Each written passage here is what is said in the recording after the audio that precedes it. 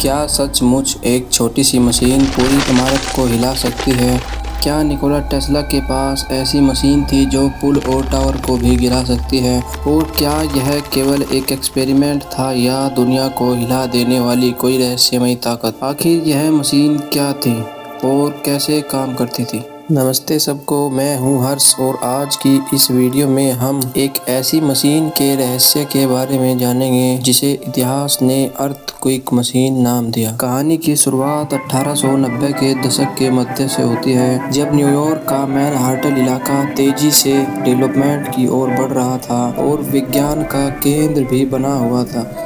Nikola Tesla अपनी lab के अंदर मैकेनिकल एनर्जी और रेजोनेंस के सिद्धांत पर काम कर रहे थे। इसी खोज के दौरान उन्होंने एक छोटा स्टीम चलित मैकेनिकल ऑक्सीलेटर बनाया जिसे लोगों ने अर्थक्वेक नाम भी दिया। दोस्तों, ऑक्सीलेटर को समझने से पहले हम रेजोनेंस के सिद्धांत को समझ लेते हैं, जिसके अनुसार हर ऑब्जेक्ट या किसी स्ट्रक्चर की एक नेचुरल फ्रीक्वेंसी होती है। जब किसी बाहरी कंपन या तरंग की आवृत्ति उस प्राकृतिक आवृत्ति से मेल खाती है तो वस्तु धीरे धीरे ज्यादा तेज गति से हिलने लगती है। सिंपल शब्दों में बता दूं, यह ठीक वैसे ही होता है जैसे झूले को सही समय पर धक्का देने से उसकी ऊंचाई बढ़ती जाती है।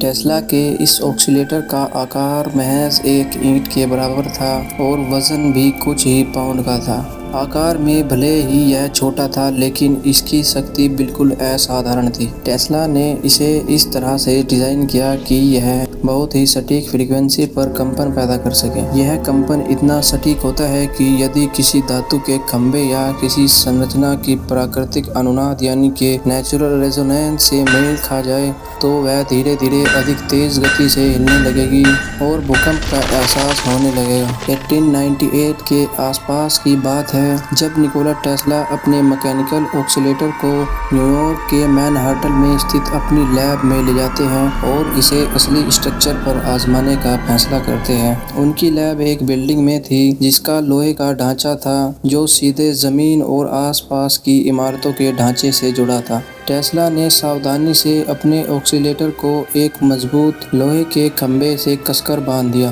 और काफी सोच विचार करने के बाद टेस्ला ने इसे चालू कर दिया। शुरुआत में कंपन मामूली था, लेकिन धीरे धीरे जैसे उस मशीन की फ्रीक्वेंसी उस खंभे और पूरी इमारत की नेचुरल रेजोनेंस से मेल खा रही थी, वैसे वैसे इमारत में हलचल बढ़ती जा रही थी। कुछ ही समय बाद दीवारों और फर्श में हल्के हल्के कंपन महसूस होने लगे और यह कंपन आसपास की इमारतों में भी दिखाई देने लगे। बिल्डिंग में मौजूद सभी लोग घबरा गए। किसी ने सोचा कि यह तो निर्माण कार्य की गड़बड़ी है, तो किसी ने मान लिया असली भूकंप आ गया है और चारों तरफा अफरा तफरी मच गई। कुछ समय बाद लोगों ने पुलिस और फायर ब्रिगेड को भी बुला लिया। इसके बढ़ते असर को देखकर टेस्ला को एहसास हो चुका था कि अब कोई बड़ी गड़बड़ी हो गई है। उन्होंने उपकरण को बंद करने की काफी कोशिश की, लेकिन वह बंद नहीं हो सका।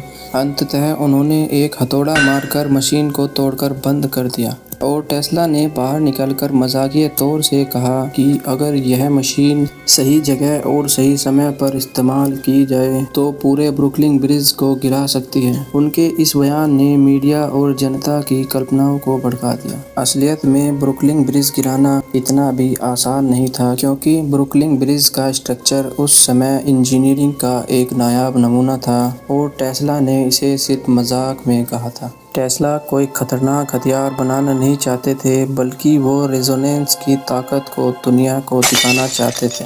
उनकी यह बात आज भी इंजीनियरिंग डिज़ाइन में बेहद ही अहम मानी जाती है। टेस्ला की इस मशीन का मैकेनिज्म बेहद ही सरल था। इसमें मुख्यतः 4 पार्ट्स थे। इसमें पहला पार्ट स्टीम इंजन था जो छोटे पिस्टन को चलाने के लिए एनर्जी देता था।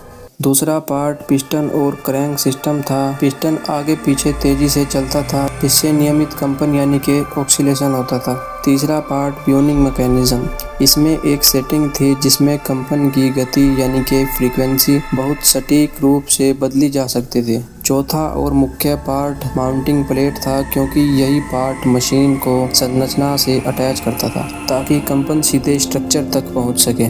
मैकेनिज्म की तरह ही इसका काम करने का तरीका भी बेहद ही सरल था। मशीन के अंदर एक छोटा स्टीम इंजन लगातार भाप के दबाव से पिस्टन को आगे पीछे चलाता था। यह पिस्टन रेगुलर और कंट्रोल्ड कंपन पैदा करता है जो मशीन की धातु फ्रेम और माउंटिंग प्लेट के जरिए सीधे उस स्ट्रक्चर तक पहुंचाए जाते हैं जिस पर मशीन कसकर लगी होती है।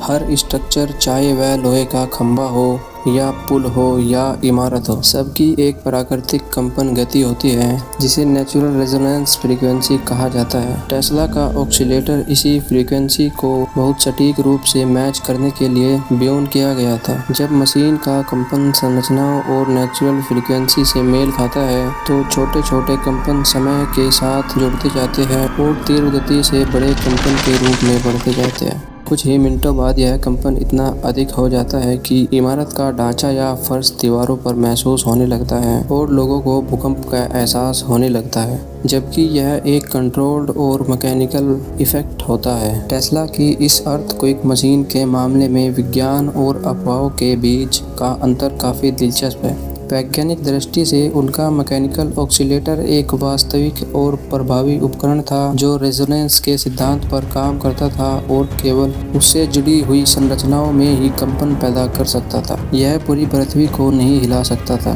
क्योंकि पृथ्वी जैसी विशाल वस्तु को हिलाने के लिए अकल्पनीय ऊर्जा की आवश्यकता होती है, लेकिन उस दौर के अखबारों और रिपोर्टरों ने इसे अर्थक्वेक नाम कहकर पेश किया, मानो यह किसी भी पुल को गिरा दे और पूरी पृथ्वी को हिला दे। अपने एक्सपेरिमेंट के दौरान टेस्ला ने मजाकिया तौर पर अपने बयान में यह कहा था कि मैं ब्रुकलिन ब्रिज को गिरा सकता हूँ, जो उन पर बहुत ही भारी पड़ा, जिन्होंने कहानियों और अफवाहों को हवा दी। इसका नतीजा यह निकला कि एक वैज्ञानिक एक्सपेरिमेंट जो यांत्रिक कंपन और रेजोनेंस की ताकत को दर्शाने के लिए किया गया था, वह जनता की कल्पनाओं में एक रहस्य और खतरनाक हथियार बन गया।